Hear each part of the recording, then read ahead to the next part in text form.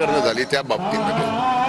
पण एक भाग बघितला तर मी स्वतः अगोदरच याबाबतचं पत्र पोलीस मुख्यालयामध्ये दिलेलं आहे आणि या बाबतीत ज्यांनी कुणी हे प्रकरण केलंय, जे खरे हत्यारे आहेत त्यांना कठोरती कठोर कारवाई व्हावी आणि स्पीड ट्रॅक कोर्टामध्ये हे प्रकरण चालूलं पाहिजे।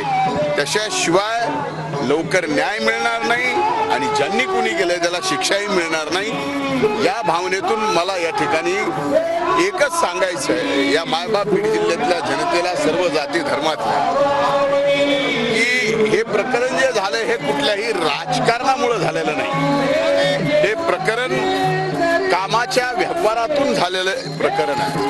त्यामुळं आता अशा प्रकरणामध्ये राजकारण आणून पुन्हा जात पात धर्म करून खऱ्या अर्थानं संतोष देशमुखवर जी हत्या झाली त्या बाबतीमध्ये आपण त्याला न्याय देतोय का आपण आपलं वेगळ्या पद्धतीचं राजकारण करून दुसऱ्याला दोष देऊन आपली राजकीय पोळी साधून घेतोय हे सुद्धा बघायला पाहिजे। हे आपल्या बीड जिल्ह्याला परवडणारं नाही।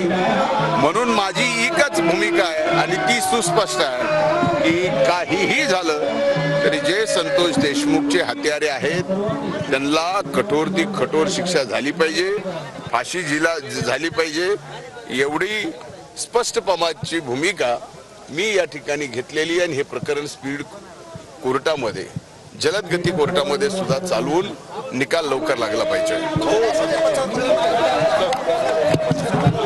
एक लक्षात घ्या, अमोल दुबेचं प्रकरण आहे, आणखीन एक प्रकरण आहे। या बाबतीत पोलिसांना मी अनेक दिवसापासून या ठिकाणी या सगळ्या प्रकरणं झालेली आहेत, त्यात अमोल दुबेचं असेल आणि